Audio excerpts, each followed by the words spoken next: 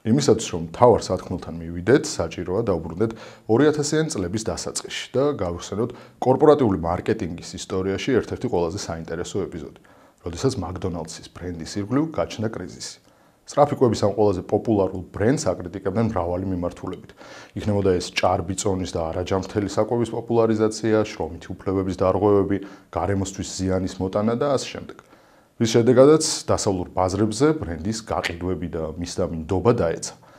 განსაკუთრებით შემცირდა წილი ახალგაზრდებსა და ჯანსაღ საკვებზე ორიენტირებულ მომხმარებლებს შორის. ამან გააჩინა საჭიროება ახალი სტრატეგიის შექმნის, რომლითაც McDonald's-ი გამოისწორებდა იმიჯს, მოახდენდა რებრენდინგს და დაიბრუნებდა ბაზარზე მოწინავე პოზიციას და დაიწყო ცვლილებები. McDonald's-ი გახდა პროგრესული, სოციალურად პასუხისმგებლიანი, ჯანმრთელობაზე ორიენტირებული ბრენდი. გააუქმა სუპერზომის პროდუქტები და ამატა მენიუში სალათები, ხილი, ვრაპები, პროდუქტის შეფუთვაზე დაპრინტა კალორიების ცხრილი. შეიტანა სიტყვა ფრეში თავის ლექსიკონში. პლასტმასის საწრუპები ჩაანაცვლა ქაღალდის საწრუპებით და ასე შემდეგ. ამ ზედაპირულმა ცვლილებებმა გაამართლა. გაყიდვები გაიზარდა, ახალგაზრდებში პოპულარობა დაიბრუნა, დასავლურ ბაზარზე კი დღემდე ისრჩება ფასტ ფუდის მთავარ იმპერიად. რეალურად კი ამ ზედაპირული ცვლილებების იქით არაფერი შეცვლილა. კოსმეტიკური რემონტის ფონზე ფუძე იგივეა. McDonald's-ი კვლავ რჩება არაჯანმრთელი საკვების რესტორნად. მის დიეტურად და ჯანსაღ საკვებად შეფუთულ სალათებსა და ვრაპებშიც კი დიდი ოდენობით შაქარი, ტრანსცხიმები, გემოს გამაძლიერებელი ხელოვნური დანამატები და სხვა ჯანმრთელობისთვის საზიანო ინგრედიენტებია, რომელიც ხშირი მოხმარებისას ზრდის ქრონიკული დაავადებების რისკს. დავიმახსოვროთ ეს ისტორია, რომელიც 2000-იანი წლების დასაწყისის კუთვნილებაა და გადმოვინაცვლოთ თანამედროვეობაში. ახლა ერთი შეხედვით უცნაურ კითხვას დავსვამ. რა კავშირი შეიძლება გავაბათ 2000-იანი წლების დასაწყისის McDonald's-სა და დღევანდელ Deep State-ს შორის? გარდა იმისა, რომ ორივე ეკონომიკური ელიტების მმართველობის ქვეშაა.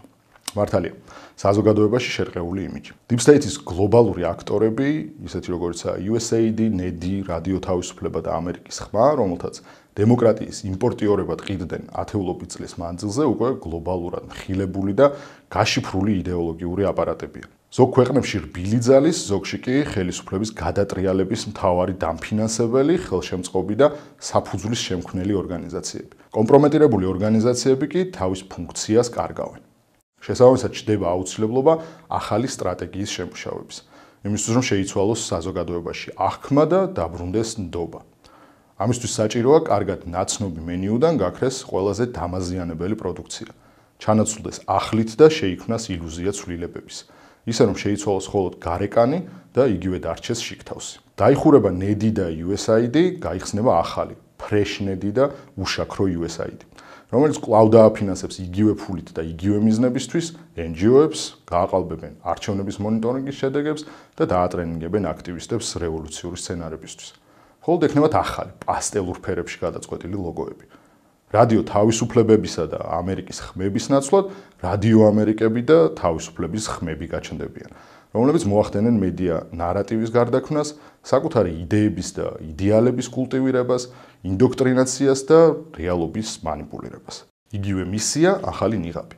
ამ გამოაშკარავებული და სახელგატეხილი ორგანიზაციების დახურვა არის სტრატეგიული ილუზია, რომელიც Deep State საშუალებას აძლევს გამოასწოროს იმიჯი, შეინარჩუნოს კონტროლი გლობალური პოლიტიკის არქიტექტურაზე, ადაპტირდეს მულტიპოლარულ სამყაროსთან და განაგრძოს საკუთარი ოპერაციები ახალი, გაუსვლელი და რებრენდირებული აგენტებით. მაგრამ ყველამ ხო კარგად ვიცით, როდესაც McDonald's-ის Fresh Burger ვჭამთ, მასში არაფერია ფრეში. გარდა ანტიბიოტიკებით გატენილი ულტრადამუშავებული ხორცის, შაქრიანი პურის და ნაჯერი ცხიმებით სავსე ყველისა. ჩვენ ხომ არ ვიტყუებთ თავს, რომ ჯანსაღი საკვები მივიღეთ. მაშინ არც Deep State-ის რებრენდინგის პროცესში უნდა მოვიტყუოთ თავი. როდესაც ძალაუფლება რებრენდინგს განიცდის, ეს არა დემონტაჟი, არამედ კამუფლაჟია. და რაც უფრო მეტად გვარწმუნებს, რომ ფრეშია და ახლებურად გამოიყურება, მით მეტი ეჭვით და კითხვებით უნდა მიუდგეთ მას. და პოსტსკრიპტუმ მათთვის, ვისთვისაც Deep State-ი არ არსებობს, დედამიწა ბრტყელია და გრავიტაცია მოგონილი ჭორი. მოიძიეთ ინფორმაცია მეგაკორპორაციებზე BlackRock-ი, Vanguard-ი და State Street.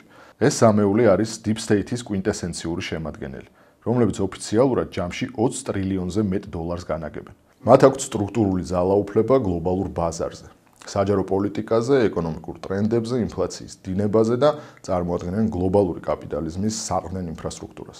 მათ არ ეხებათ არჩევნები, მათზე არ წარმოებს საჯარო მსჯელობა, მაგრამ შეუძლიათ ეკონომიკის, პოლიტიკის და კულტურული ღირებულებების გარდაქმნა. შესაბამისად, ისინი არ არიან სისტემის ნაწილი. BlackRock, Vanguard და State Street თავადაა სისტემა. შესაძლოა ეს ინფორმაცია რთული მოსანელებელია, მაგრამ ასევეა McDonald's-ის ფრეშბურგერი. ამიტომ ყოველთვის გავარკვიოთ თუ რას შევექცევით.